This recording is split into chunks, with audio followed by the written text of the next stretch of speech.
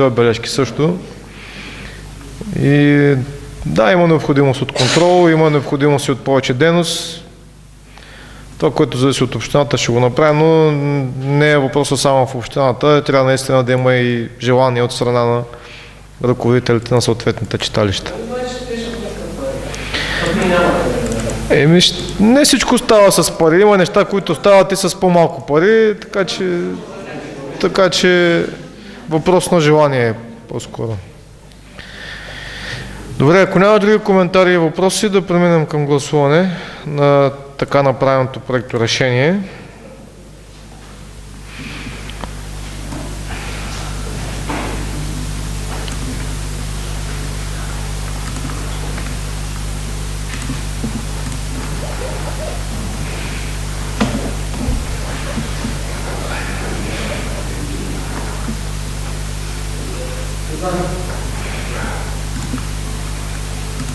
Може ли да погледна за малко твоето устройство?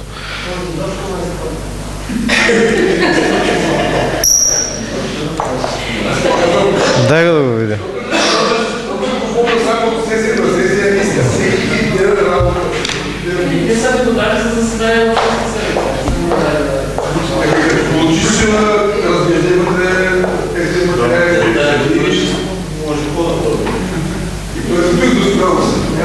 Колеги, в процедура на гласуване сме... ние сме гласували вече, извинявам се. С 16 гласа за, 0 против и 3 въздържал се. Предложението се приема. Следващата точка от дневния ред е точка 16, а именно предложение с входящ номер 796 от 8 април 2013 от Иван Антонов относно изразяване на предварително съгласие за изработване на ПУП за трасета, осигуряващите транспортен достъп чрез подсъстроена настилка. Отново комисия ТСУ. Господин Озунов, какво е вашето становище? Постоянна комисия ТСУ разгледа предложението с входящ номер 796 и предлага на Общински съвет Раковски на основание член 21 алинея 1 точка 11 от ЗМСМА и член 30 алинея 3 от правилника за прилагане на закона за опазване на земеделските земи да одобри проекто решението в това предложение. Благодаря. Някакви въпроси? Нещо неясно?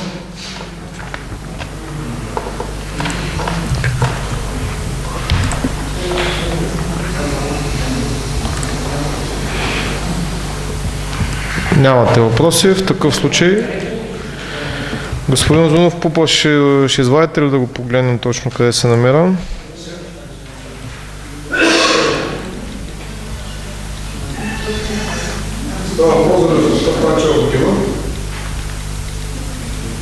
И какво ще правим в Станчева могила? Изграждане на обект за обществено делово обслужване автомобилен. Поземление от 05-30-34 по КГС на града Плоска. По искане на кой? Искането е познанка на седмата Руйнекова. Руйнекова.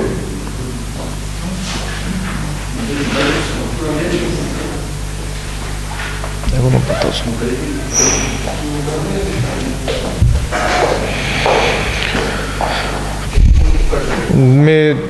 Аз не знам скицата дали е сканирана, само да погледна. Сега ще видим.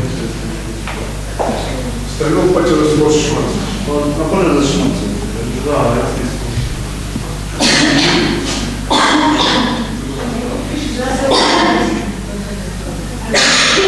Да, Станчева могила би трябвало да е пътя за Шишманци. Даже е написано на скицата.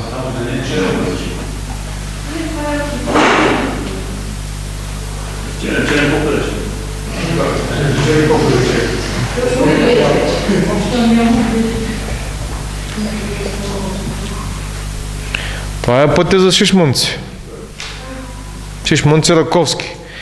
И аз имам усещането, че там вече има нещо направено, между другото. От едната страна пише, че има бива, от другата...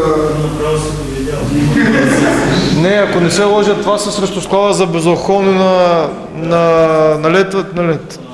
2-3 пъти на мен ме прави впечатление, като минавам там, че има нещо, което не е минало през нас. Точно. В момента според мен те просто минават по пътя, по който е трябвало да минат преди да почнат да го правят. Да, общо взето така е правилната формулировка.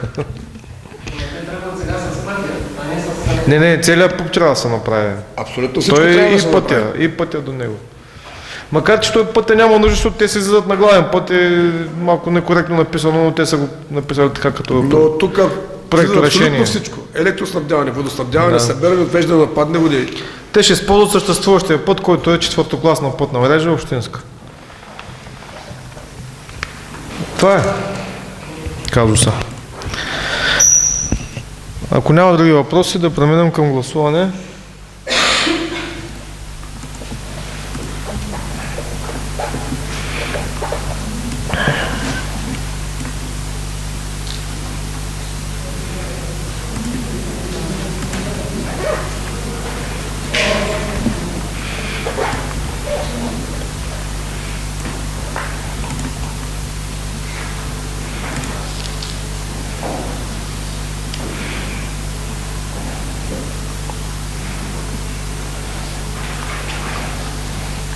С 19 гласа за, 0 против и 0 въздържал се, предложението се приема.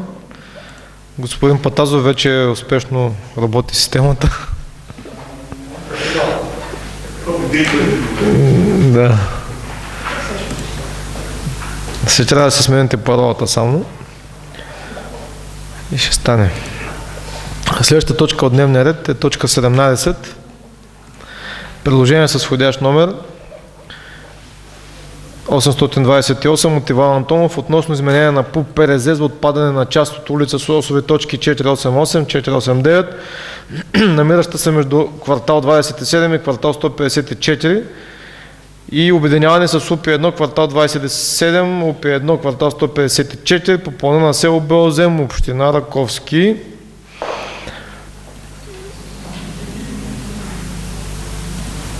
Какво е становището на комисия ТСО, господин Озунов? Комисия ТСО на основен член 21 алинея 1 точка 11 от ЗМСМА предлага на Общински съвет Раковски да одобри изменението на ПУП ПРЗ съгласно предложението, като в комисията се появиха така едни въпроси относно това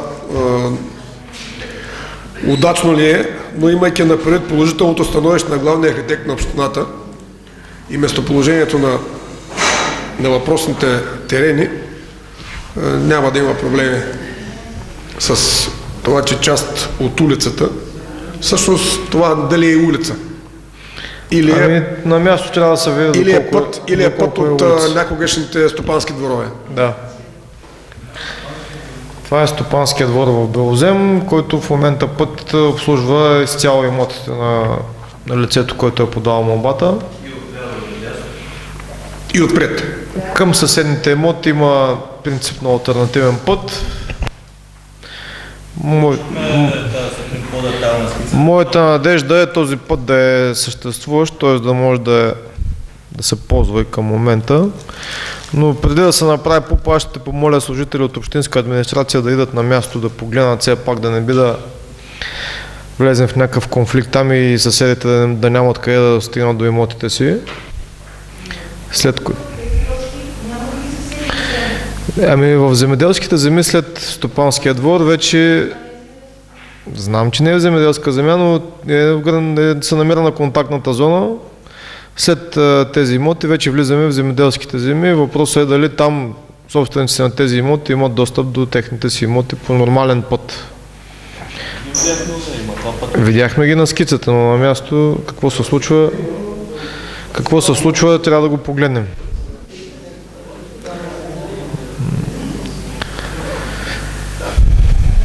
Някакви въпроси има ли?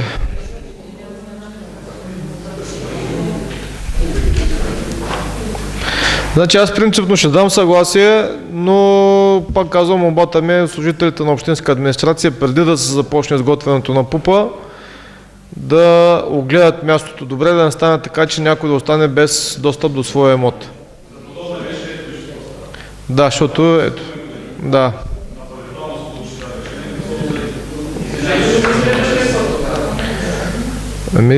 Нямам нищо против, но в крайна сметка, ако няма достъп, няма да направят ПУП и няма да го одобрим. Господин Тачев, вие мислите ли, че ще има някакъв конфликт там? Не сте подготвен. В такъв случай... Колеги, господин Патазов има предложение.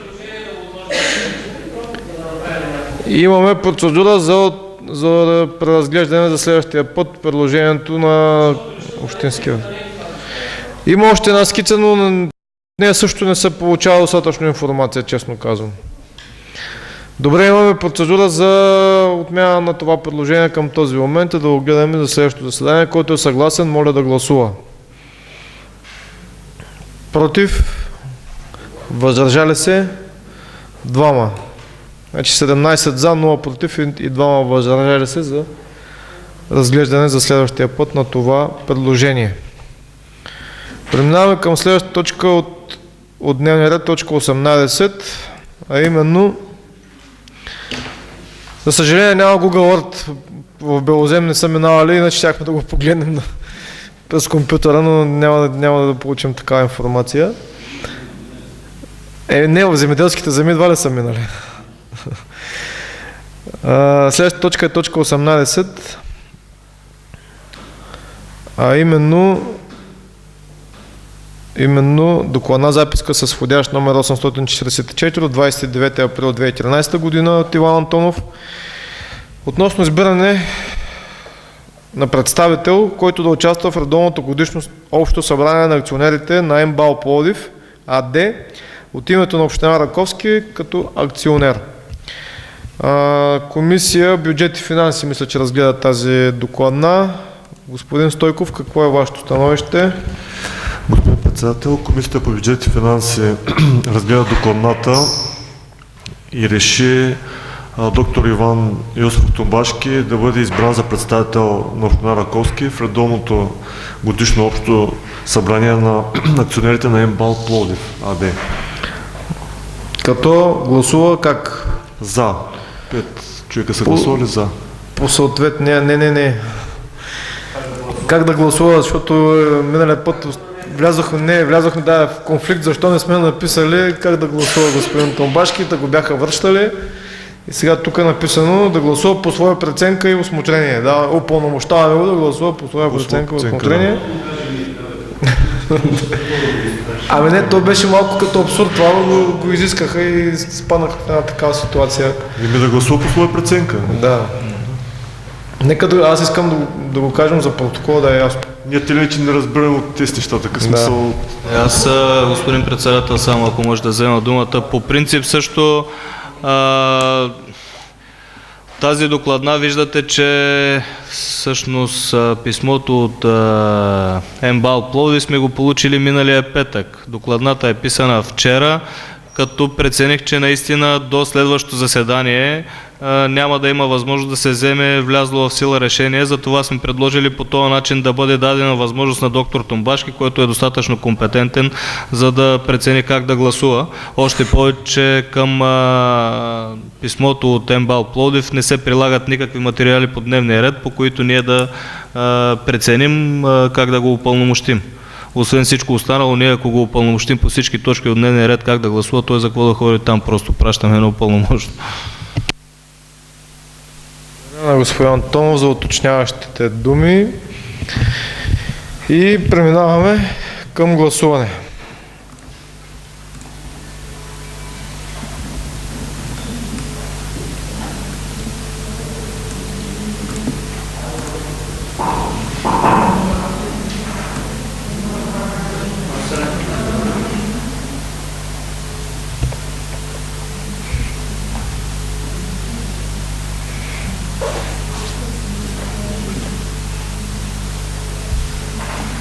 Ние сме дали от 6 месеца, от декември.